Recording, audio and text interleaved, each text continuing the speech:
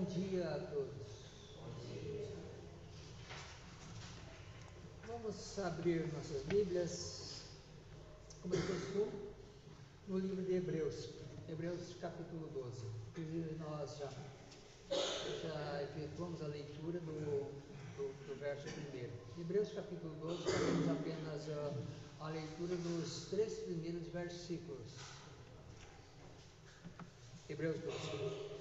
Diz-nos a palavra de Deus: portanto, também nós, visto que temos a rodear-nos tão grande nuvem de testemunho, desembaraçando-nos de todo o peso e do pecado que tenazmente nos assedia, corramos com perseverança a carreira que nos está proposta, olhando firmemente para o autor e consumador da fé, o Senhor Jesus Cristo, o qual, em troca da alegria que lhe estava proposta, suportou a cruz, não fazendo caso da ignomínia, e está sentado à destra do trono de Deus.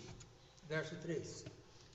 Considerai, pois, atentamente aquele que suportou tamanha oposição dos pecadores contra si mesmo, para que não vos fatigueis desmaiando em vossa alma. Amado Deus, nosso Pai, nós te agradecemos por esse dia, pelas tuas bênçãos, e agora, Senhor, nós pedimos a tua orientação para o estudo da tua palavra. Senhor, que possamos estar focados naquilo que o Senhor tem preparado para cada um de nós, e através do teu Santo Espírito, Senhor, estejamos, Senhor, submissos a ti, Senhor, reconhecendo as nossas fraquezas, reconhecendo as nossas debilidades, mas reconhecendo também naquele que é o autor e consumador da nossa fé, que pode nos dar ajuda, que pode nos levantar, que pode nos dar a assistência necessária, tudo aquilo que precisamos enquanto aqui neste mundo estivermos. Senhor, conforme a advertência da tua palavra, que ela fala para nós não nos desanimarmos, para que as fadigas do dia a dia não venham, Senhor, prejudicar a nossa vida espiritual, nem a nossa comunhão com o Senhor. Portanto, que possamos estar firmes e convictos da nossa fé em nosso Senhor e Salvador Jesus Cristo, aquele que vive e reina pelos séculos dos séculos, pelo nome santo de que pedimos. Amém. Amém. Os irmãos, como vocês perceberam, o texto de Hebreus, então, esse capítulo 12, ele, conforme nós temos, sempre a gente fala, né, o capítulo 12 o início, tem o início do texto, né, mas na verdade não se trata do início, trata-se da continuação do texto anterior, porque conforme ele inicia com a palavra portanto. E como já nós temos falado, e vocês sabem que você não inicia um discurso usando essa palavra portanto, né? É um recurso da língua portuguesa que ela serve para unir duas orações, dois termos, e então ela é uma conjunção chamada conjunção conclusiva. Então o autor está fazendo uma conclusão da mensagem anterior. E a mensagem, o texto anterior é o que nós vimos também, então, na aula passada. E o título da nossa mensagem de hoje é Como vencer o desânimo. Como vencer o desânimo. Você pode dizer que, mas não tem ninguém desanimado, que estão todo mundo alegre. Mas, irmãos, o desânimo na vida espiritual, ele é como aquela doença que você comete e ela não manifesta nenhum sintoma, sabe? Porque tem várias doenças que não apresentam sintomas, Você é portador da doença e muitas vezes você não sabe que é o portador daquela doença, porque a dita cuja não apresenta sintoma nenhum. Tem várias doenças assim.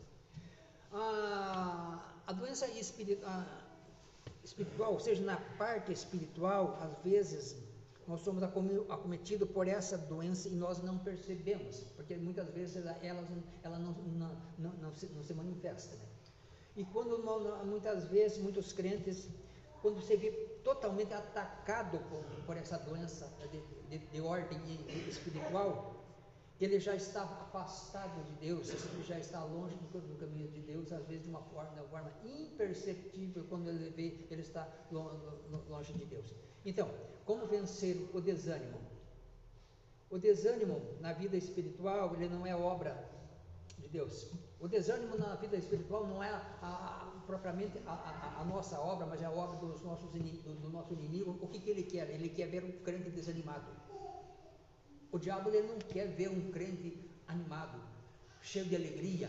Ele procura sempre atrapalhar, como ele fazia com os crentes lá dos crentes primitivos, cuja relação nós já vimos ali, Abraão, Isaac, Jacó, todos eles. Nós não vamos repetir o nome de todos eles. Todos eles enfrentaram lutas ferozes, porque eles queriam manter a fé, mas para manter esta fé existe um preço, existe um alto preço.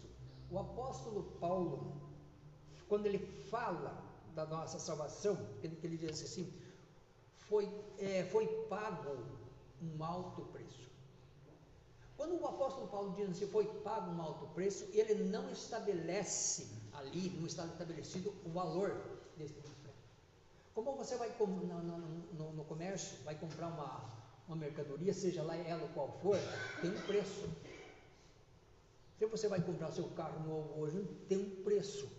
A primeira coisa que você vai perguntar, quanto custa isso aqui? Mas quando o apóstolo falou lá que a nossa salvação custou um alto preço, ele não estabeleceu o preço. Sabe por que ele não estabeleceu o preço lá? Porque é incalculável. Humanamente, a nossa salvação, ela é incalculável, não tem preço. Ou seja, os poderes do mundo, toda a ciência, a humanidade toda, ela não tem como calcular o preço da salvação, o preço pago por. Então, é imensurável, ou seja, não se pode calcular o preço da nossa salvação. Só que a salvação, então, quando diz assim, meus irmãos, a salvação é de graça para você. É de graça para você. Pegue a salvação. Muitas pessoas, às vezes, consideram a salvação como se fosse uma coisa descartável. Olha, um punhado de bala que você já pode, pegue quem quiser, pega a salvação assim, pega quem quiser. Não é assim. A salvação custou um alto preço, incalculável. Portanto, daí vem a nossa responsabilidade. Deus, como Ele pagou um alto preço para mim e para você, Ele não quer ver ninguém desanimado com respeito à nossa vida espiritual. E daí o estudo que nós estamos fazendo sobre os heróis da fé foram aqueles que reconheceram o alto preço que foi pago, porque ainda que a promessa, eles não viram a promessa, porque eles viveram antes do Senhor Jesus Cristo, eles não viram a promessa, mas eles olhavam lá na frente. Eles lá na frente, pela fé, eles sabiam que a promessa um dia haveria de se concretizar. Então, meus irmãos, vamos então, como ele dá continuidade aqui, portanto, também nós, visto que temos a rodear-nos tão grande nuvem de testemunho, ele está dizendo que o testemunho dos heróis da fé é muito grande, desembaraçando-nos do todo o peso e do pecado. Desembaraçando. O que o Senhor Jesus Cristo quer de nós? Que nós não estejamos embaraçados por essas coisas, desse mundo, dessa vida. Então nós vamos considerar que se a nossa mensagem é como vencer os desânimos, nós temos que considerar algumas coisas, os efeitos danosos os efeitos danosos de um desânimo. Naquela época, quando o escritor de Hebreus fez a sua carta, escreveu a sua carta, aquilo nós temos que considerar naquela época os efeitos danosos de uma perseguição. Porque nós temos que sempre estar repetindo aqui, que a carta dos Hebreus foi escrita para animar, para dar ânimo aos crentes hebreus daquela época, que estavam sendo perseguidos pelos seus patrícios, pelos hebreus não crentes. Eles criam só em Deus e odiavam o Senhor Jesus Cristo. Então, os crentes hebreus daquela época, eles eram perseguidos, ou seja, acusados falsamente. A tônica era: vocês estão blasfemando contra a lei de Moisés, diziam os judaizantes contra os crentes hebreus. Vocês estão blasfemando contra a lei de Moisés, e eles usavam a Bíblia de forma errada, quando eles diziam assim: olha, está escrito aqui na lei, não terás outros deuses diante de mim.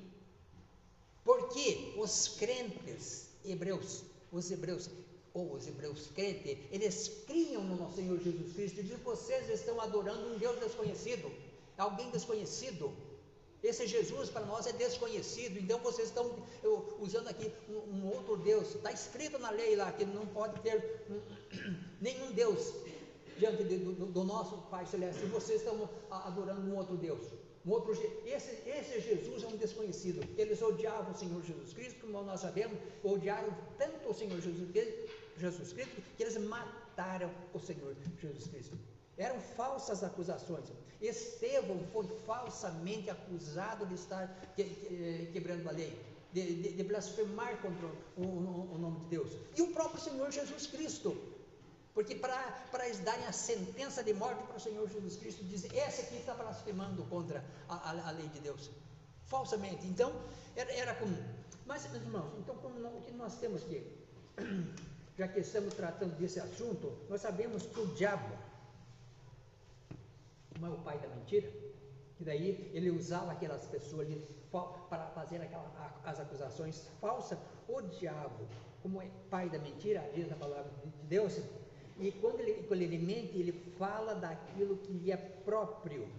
Ele fala do que lhe é próprio. É um dos atributos do diabo, é a mentira. Um dos atributos do diabo é a mentira. E o intuito dele é destruir a obra de Deus, é prejudicar a obra de Deus. Ele sabe que não vai chegar para cada um de nós, ele não vai convencer a aceitar a sua doutrina, a passar do lado dele, mas ele tenta. Ele tentou o Senhor Jesus Cristo: tudo isso te darei se prostrado me adorares. E quanto mais a nossa, que somos fracos, muitas vezes abalada a nossa fé, ele, como pai da mentira, ele tenta a nos desanimar. E a consequência, naquela época lá, as consequências da perseguição é que esses crentes, os crentes em Cristo, eram expulsos das sinagogas, porque eles adoravam um Deus estranho para eles, que era o Senhor Jesus Cristo. Existia até as esposas judias dos judaizantes, que abandonavam o marido crente, que era crente do Senhor Jesus Cristo. Elas faziam isso aqui. Havia demissão do emprego, eles eram presos, mortos, por causa de seguir o Senhor Jesus Cristo. E isso era simplesmente alguma das coisas que acontecia aos seguidores do cristianismo. Então, o que acontecia com esses cristãos? Na maioria das vezes, entrava o quê? O desânimo.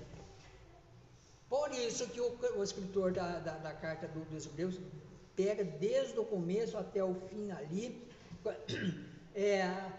tentando ajudar eles para não se entregar ao desânimo, ao abatimento, ao desalento, ao esmorecimento. Então, Porque se eles fossem contaminados por essa coisa chamada desânimo, sabe o que acontecia? Qual que é o resultado deles? O abandono da confiança em Deus e da fé em nosso Senhor Jesus Cristo. Irmãos, jogando isso aqui para nós aí, para a igreja. Olha, às vezes nós temos sempre falado aqui de quantas pessoas que passaram por aqui e hoje abandonaram a igreja, hoje abandonaram os caminhos de Deus.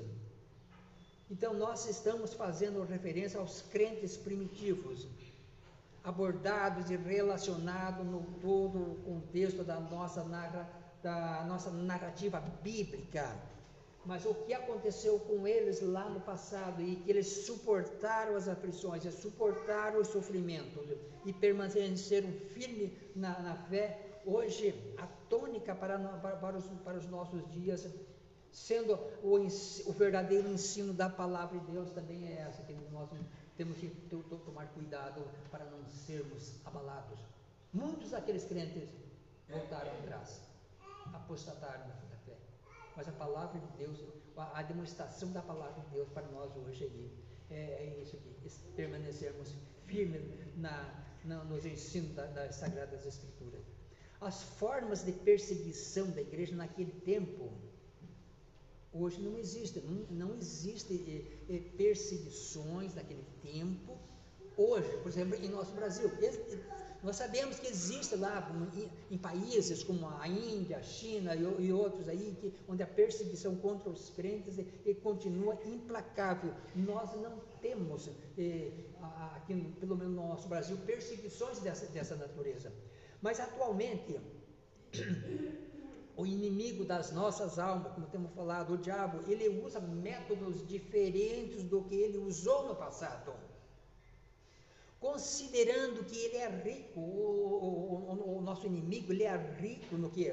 Em artimanhas. Ele é muito sábio nas suas estratégias malignas. E em consequência disso aí, do uso de suas estratégias, ele não perde tempo, ele está todo o tempo, ele não descansa, ele não tira férias. Como disse Pedro, ele é como um leão que ruge, um leão faminto, rugindo ao redor do povo de Deus, procurando exaustivamente alguém a quem ele possa fazer uma presa. Ele não perde tempo.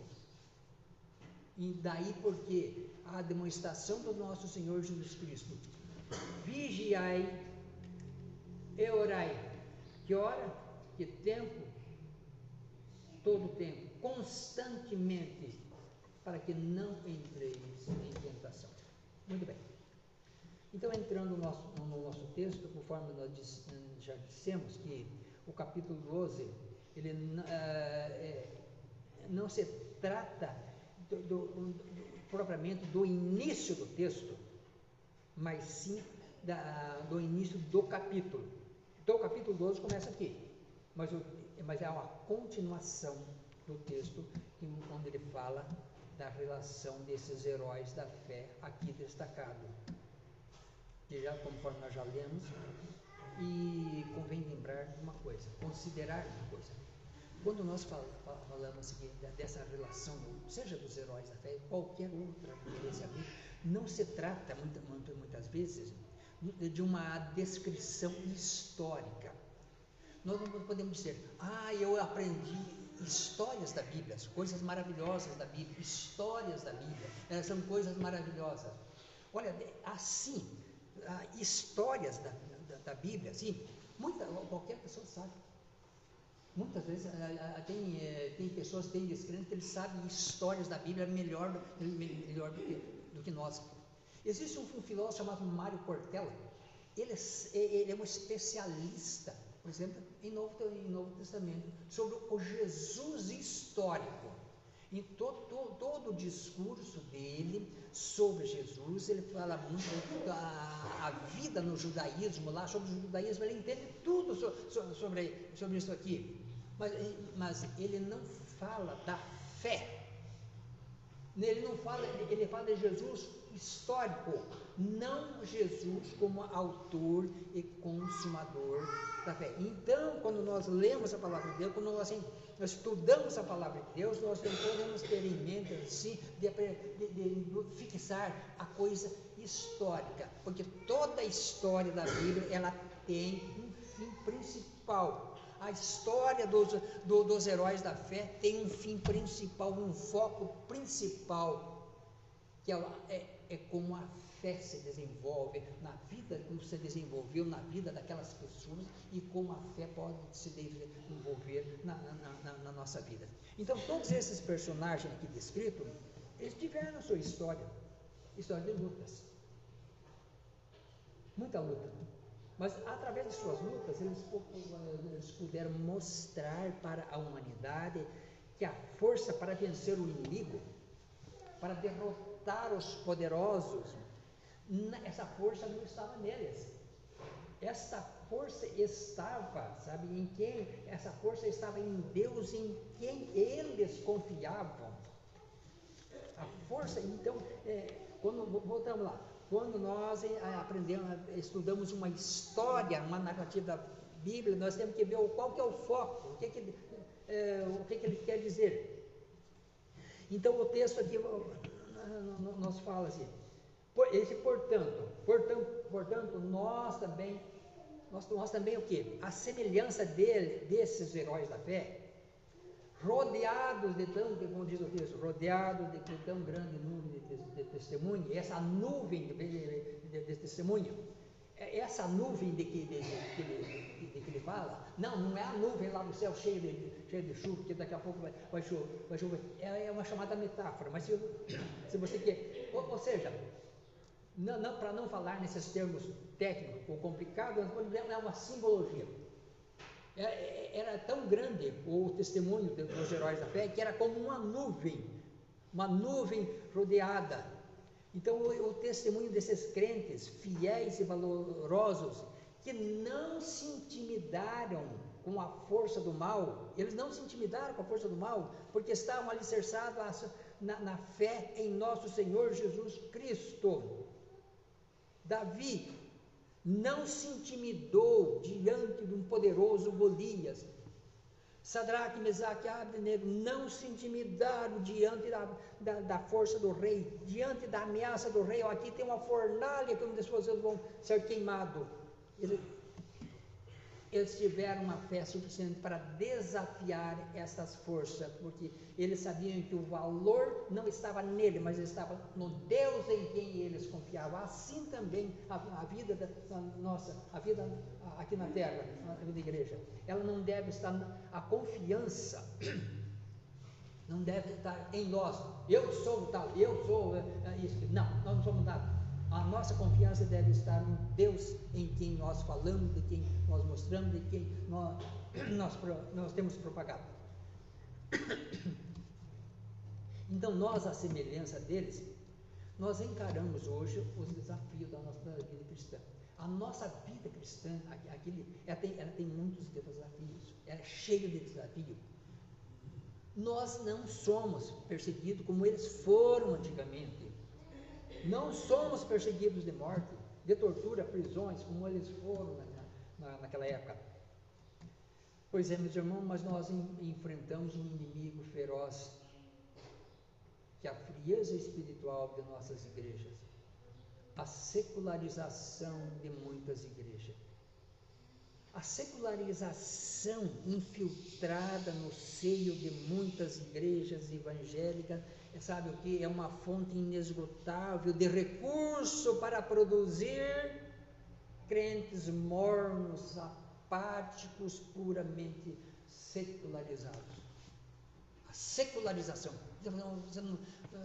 E essa secularização da igreja, tem um autor, um livro que ele chama-se de Graça Barata. Ele faz uma exposição, estudar sobre a graça barata. Então ele diz assim, a graça barata é aquela que justifica o pecado, mas não justifica o pecador. Na secularização diz, bom, aquilo que era pecado antigamente, nós temos que contextualizar. Então a graça barata, ela faz isso ali, ela se junta com as coisas mundanas, dizer, tá tudo bem. Como diz aquele velho ditado, se você não pode conter um inimigo, junte-se a ele, e daí dá tudo certo. Veja bem, secularização até de muitas igrejas evangélicas. Deixa eu contar um episódio aqui, se você concordar, tudo bem, se você achar que é normal, também tudo bem. Você já está na minha casa, lá tinha uma pessoa lá, uma senhora, nós estávamos almoçando, tá? Daí nós estávamos falando do meu sobrinho, tem um sobrinho lá eu tenho um sobrinho aqui que ele lida com uma dança chamada dança gaúcha lá, dá aula de dança gaúcha, talvez alguém já ouviu falar. Eu não estou fazendo propaganda, viu? Estou apenas falando. Então, só para entender. Daí nós estamos conversando com essa pessoa, ela falou, nós falamos nele, muito bem, nós precisamos falar com ele. É? Nós queremos que ele vá dar aula para nós lá na nossa igreja. Eu digo, aula do quê? É de dança para Jesus. Eu já sou meio, olha, não existe isso aqui. O que vocês estão oferecendo? A oferta que vocês estão oferecendo para Deus é isso? A oferta para Deus ou para agradar o homem? Então, essa igreja evangélica aqui de Jaguaribe está querendo falar com o meu sobrinho da dança gaúcha para dar aula de dança na igreja. Eu vejo isso aqui como sintoma da secularização, ou seja, está tudo igual, o que era pecado, não, isso aqui não, é como no Brasil a legalização da maconha, já ouviram falar que em muitos países foi legalizada a maconha, não, ela faz mal não, mas é legal. Então, quando é essa secularização, quando esses males entram no seio das igrejas evangélicas, o que ela vai produzir? Crentes mortos, crentes frios, crentes religiosos. Deixa eu contar uma outra situação lá. Lá na minha escola, conversando com 2 professores, aqueles que vão sempre na igreja. Então ele diz, você foi na igreja, ali fui. Eu fui na igreja. Outro, eu fui na igreja.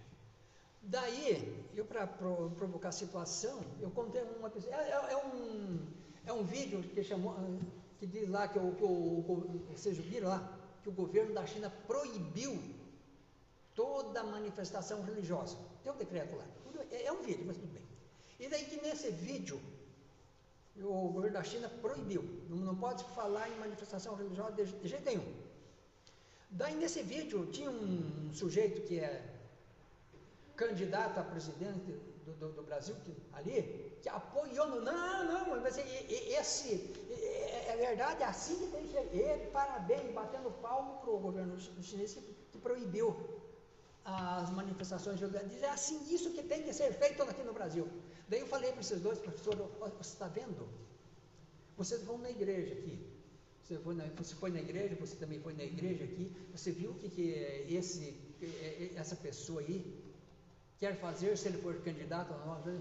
Deve saber o que ele diz. Não, mas isso não tem problema nenhum. Não tem problema nenhum. O importante é o que ele vem fazer para nós.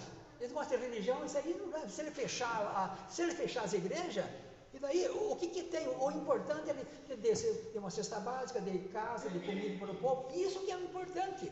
O resto não. Então, moral da história. Não é que eu quero entrar no assunto. Moral da história. Para essas pessoas, vamos ver, na hipótese de fechar igrejas, é uma preocupação a menos. É uma preocupação a menos. Opa, a gente não tem que se preocupar agora com isso. O pior é isso aí, meus irmãos. E para muitos crentes pode acontecer isso aqui. Se fechar a igreja, para muitos crentes pode acontecer. Não vai ser uma preocupação a menos. Que pena, né? A gente ia na igreja, tudo bem, mas agora é proibido ir na igreja. É uma preocupação a menos. Efeitos da secularização. E aí vem o quê?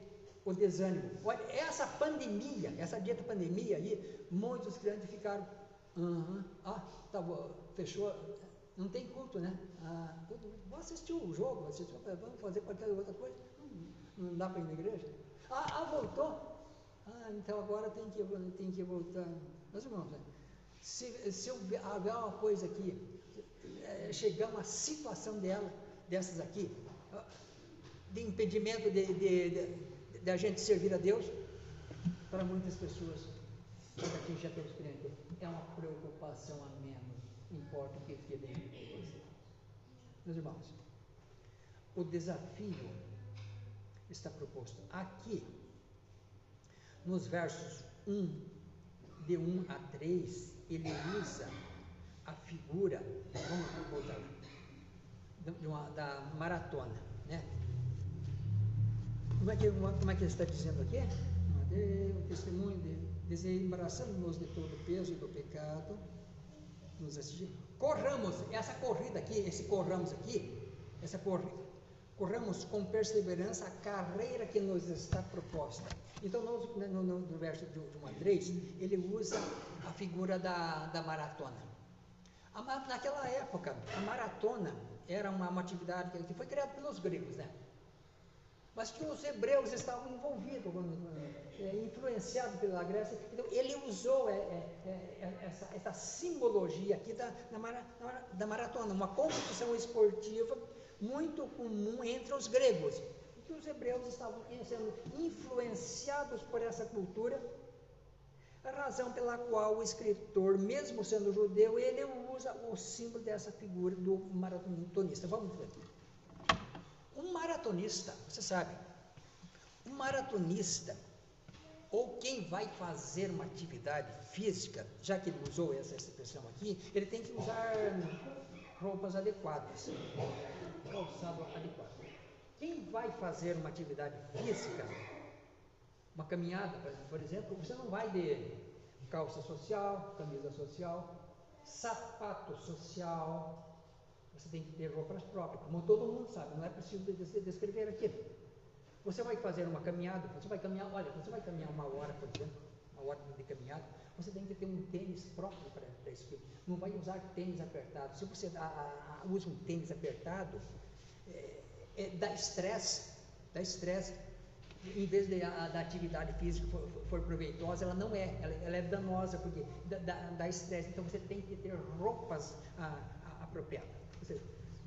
Então, porque aqui, quando ele fala, usando esta simbologia, ele fala do desembaraçando-nos no tempo. Então, como diz o atleta, aquele que vai fazer uma atividade física, ele não pode ter embaraço, o sapato, o tênis, que tem que ser próprio, a roupa, o calção, tudo tem que ser próprio, porque senão causa um embaraço. Então, ele diz que é nessa carreira que nos está proposta, falando exatamente do texto aqui, ela não pode ter nenhum embaraço. Quando ele diz assim, desembaraçando-nos de todo peso, ou seja, um maratonista não vai botar mochila nas costas. Eu vou fazer uma corrida aqui, vou botar uma mochila de 2, 3 quilos, virando o café. Não, ele não vai levar nada. Então ele diz, desembaraçando-nos de todo o peso e do pecado. Então a carreira proposta por Jesus Cristo aqui não pode ter embaraços. A vida de uma igreja séria não pode ter embaraços. A igreja tem lutas, a igreja tem problemas, nós temos luta, nós temos problemas, mas nós não podemos ficar embaraçados pelos problemas. Aí, nós temos que vencer. Não podemos ficar presos muitas vezes às minúcias de ordem técnicas criadas muitas vezes pela própria igreja. A nossa vida cristã, conforme proposto aqui no texto, a nossa caminhada na fé, ela não pode ter embaraço. Nós temos falado o caminho para o céu, a porta de entrada para o céu, ela é estreita, mas nós podemos passar livremente, só não podemos levar mochila, não podemos levar uma trouxa de coberta, não passa aqui, é somente nós ali. Então a vida não pode ter embaraço. Porque tudo isso se torna um peso, e o atleta que não vai levar mochila, não vai levar peso nenhum na sua caminhada. E aqui o autor diz assim, olhando firmemente para o autor e consumador da fé, o Senhor Jesus Cristo. O Senhor Jesus Cristo que esvaziou-se da sua glória para suportar o peso da cruz, o peso dos nossos pecados. Então, esse peso que está falando do texto aqui, desembaraçando-nos do peso e do pecado, o Senhor Jesus Cristo já suportou. Está dizendo que o Senhor Jesus Cristo já suportou lá. Se alguém tinha que levar o peso, o Senhor Jesus Cristo suportou o peso do pecado. Ele não era pecador, mas suportou o peso dos nossos pecados. Então nós não temos que autoflagelação, não temos que suportar peso nenhum, porque o peso do pecado já foi levado pelo Senhor Jesus Cristo. Veja bem no verso 3, quando ele fala aqui, o último herói de quem ele fala aqui é o Senhor Jesus Cristo. Vamos ler o verso 3. Considerai, pois, atentamente aquele que suportou tamanha oposição dos pecadores contra si mesmo, para que não vos fatigueis. Olha, ele suportou tamanha oposição dos pecadores contra si mesmo. Para que ele suportou? Para que não vos fatigueis, desmaiando em vossa alma. Então a palavra de Deus nos alerta contra um possível desânimo que possa estar na nossa vida. Olhando firmemente, assim como a figura do atleta, ele está correndo, ou seja, a visão dele, o foco dele é cruzar a linha de chegada. Caso contrário, ele não vai receber o prêmio. Se ele desanimar antes, ele não recebe o prêmio. Ele abandonou a corrida. Ele tem que cruzar a linha de chegada para ele receber a recompensa. Claro, todo mundo, certo? Então ele está olhando lá no seu prêmio. E nós, na nossa caminhada cristã, o nosso foco é o Senhor Jesus Cristo. Então, por isso que, olha, o autor que ele falou de todos os heróis da fé, de Abraão, desde Abel até o último, e agora ele fala do Senhor Jesus Cristo, aqui no verso 3, para que não vos fatigueis. Então, irmãos, cuidado com a secularização, ela traz o desânimo. O desânimo é uma doença imperceptível. O desânimo, ele pode acabar com a nossa vida. Então, porque aqui ele fala então por isso que ele fala do desembaraço. Do desembaraço, para que esse desembaraço não se torne um obstáculo para as nossas vidas. Ou seja, nós precisamos nos desembaraçar. O diabo, ele é astuto.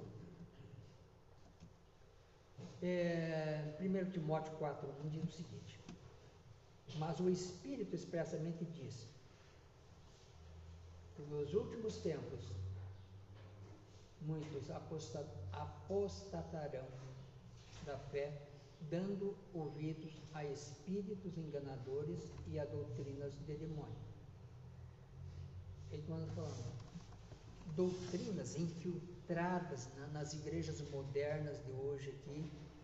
Tem essa advertência aqui do apóstolo Paulo a segundo. Nos últimos tempos, quais os últimos tempos? É o nosso tempo aqui. Alguns apostatarão da fé, dando ouvidos a espíritos enganadores e a doutrina de demônio. O que pode nos afastar de Deus? O que nós podemos estar longe de Deus? É quando nós, o perigo está aí, darmos ouvido a doutrinas de demônios, espíritos enganadores. Porque tudo que não é aprovado por Deus são falsas doutrinas, são falsas teologias. Então, o inimigo das nossas almas, ele quer nos destruir. O inimigo das nossas almas, ele quer ver a nossa vida afastada de Deus. Então ele não perde tempo. Irmãos, Deus cuida de nós. E não devemos estar ansiosos pela nossa vida. Diz o seguinte, porque ou seja, os teólogos da secularização, eu estou inventando esse termo, os teólogos da secularização, ele diz assim, está escrito que Deus cuida da sua vida, está escrito que Deus cuida até das aves, as aves não fazem nada, os lírios do campo não fazem nada, e Deus cuida deles. Então você, crente, você não precisa fazer nada também, basta que você fique aí a parte sentado, fica sentado, né? Às vezes nós ouvimos alguém falar, ai, graças a Deus que eu sou um crente de banco. Cuidado com isso aqui, porque existe para nós aqui uma carreira proposta. Meus irmãos, nós sabemos que a igreja ainda não foi arrebatada. A igreja ainda é a igreja militante, certo? A igreja militante. Ela não é ainda a igreja triunfante, porque a glória de Deus não se manifestou ainda como ele é. Nós somos militantes, aquele que milita. Então existe uma carreira proposta e nós temos que seguir essa, porque o Senhor Jesus Cristo, como eu disse, Ele é o autor. A nossa fé ela não é mérito nosso. O que está escrito? Está escrito em algum lugar. Autor e consumador da fé. Não é isso? Então Jesus é o autor da fé. Se eu tenho fé, se você tem fé, o autor da fé é o Senhor Jesus Cristo. Está escrito. O consumador, a consumação da fé é Ele. Então nós ainda somos a igreja militante. Agora, o desânimo, ele é como uma doença mortal que não apresenta sintomas. Doenças que não apresentam sintomas já levaram muitos à morte. Toda doença ela precisa ser tratada. O médico precisa te examinar, da relação dos exames, ele pede exames, você tem que fazer os exames, faz o exame do laboratório, vai lá e entrega para ele dar o remédio correto. Agora, se você não fizer isso aqui, o que acontece? A sua saúde vai se definhar, pouco tempo você pode morrer. Ontem nós visitamos um parente, que ele está muito debilitado, fisicamente. Daí conversando com ele trouxe uma relação, uma folha dessa aqui, também estava a folha inteira de pedido de exames médicos. O médico examinou ele, pediu uma relação de exame enorme, encheu quase uma folha aqui. Daí conversando ele não fez nenhum. Essa aqui já venceu, furaram na prefeitura, está vencido, agora tem que fazer o outro, mas a gente vai lá e acho que não vão querer fazer o outro. Então eu disse, pega teu dinheiro, vai lá e paga um laboratório particular e faz exame, mas está lá. E ele está assim definhado. Foi abatido pelo desânimo. O desânimo tomou conta daquela vida.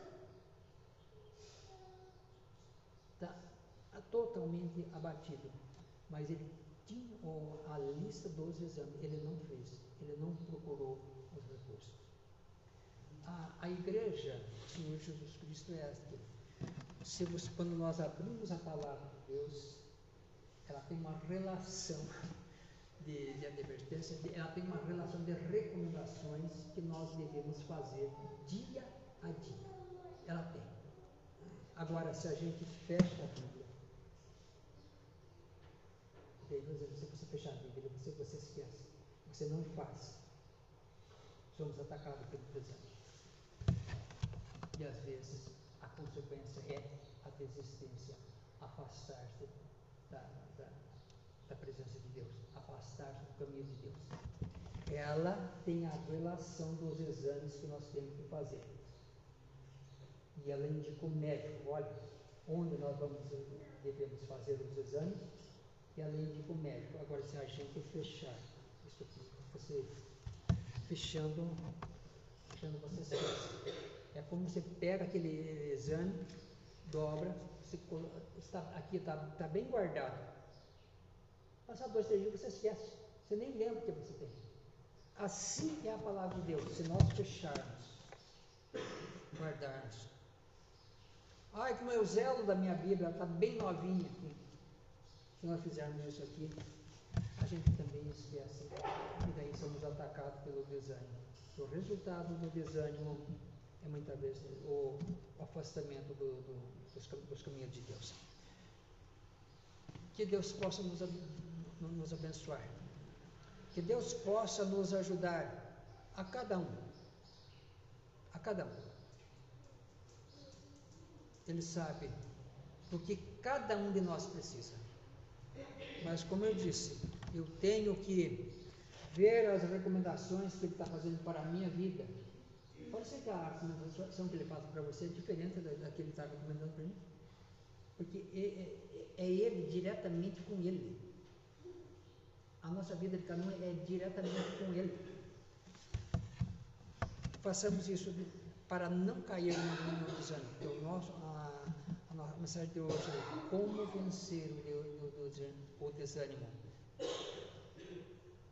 Estarmos atentos à palavra e à voz do nosso Senhor. Amado Deus, nosso Pai, nós te agradecemos pela nossa vida, te agradecemos também pelo estudo da tua palavra. Que possamos, Senhor, pela tua graça e pela tua misericórdia, estarmos atentos à carreira que nos está proposta, conforme a recomendação da tua palavra, Senhor. Que nós possamos caminhar olhando firmemente para o autor e consumador da nossa fé. Senhor, se temos fé, é graças ao nosso bondoso Jesus Cristo que venceu na cruz, que já tomou o peso do nosso pecado lá na cruz. Mas essa fé, Senhor, precisa ser alimentada. Esta fé tem que ser dia após dia, Senhor, fortalecida, e ajuda-nos para não esmorecermos, para não abandonarmos o teu caminho, Senhor. Perdoa-nos por Jesus Cristo, pedimos e agradecemos hoje e sempre. Amém.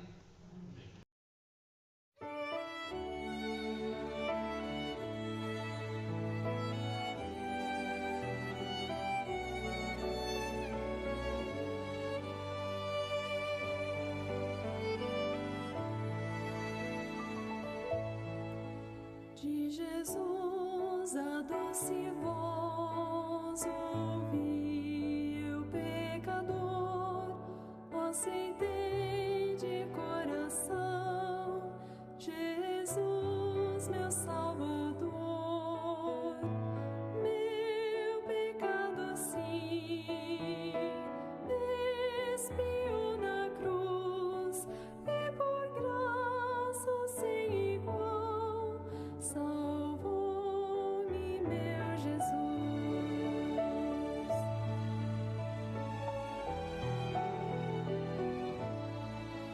Retidão em mim não há, por graça salvo sou, aceitei de coração Jesus, meu Salvador.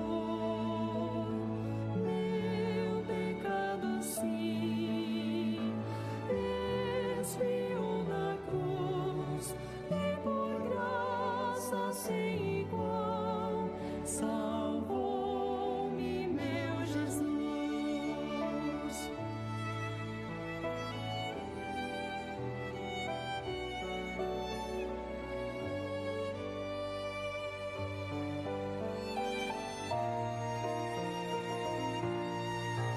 Por Jesus eu tenho paz e tenho seu favor, nada que me faltará, com Cristo meu Senhor. Meu pecado